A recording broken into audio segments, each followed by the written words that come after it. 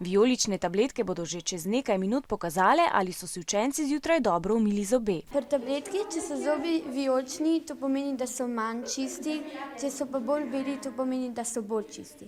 Meni tabletke niso tako zelo všeč, ker so za moj okus malo preveč sladke. Ko vsi poližejo tabletke, sestra pregleda, kakšne barve so zobje. Učenci osnovnih šol v Sloveniji tako tekmujejo, kdo najbolj skrbi za ustno higieno. To ni zato, da se oni med sabo, kdo je zdaj boljš umil, ampak da med sabo potem rečejo, joj, ti si moraš pa bolj umivati, da bomo imeli kot razred boljši rezultat. Vsaj enkrat na leto pa morajo učenci obiskati tudi zobozdravnika, ki dela kar na šoli. A te je strah? Mičkan. Zakaj?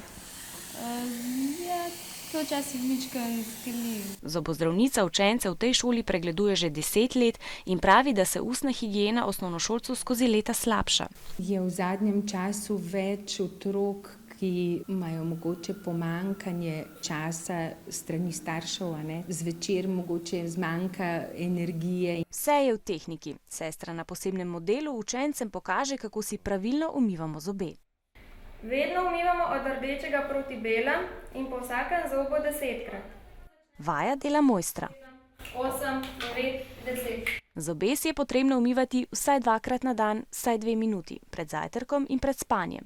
Pri tem uporabimo okoli 2 cm zobne paste, ki ima oznako PPM, kar pomeni, da vsebuje zadostno količino fluoridov, ki bodo uspešno kljubovali nastanku kariesa.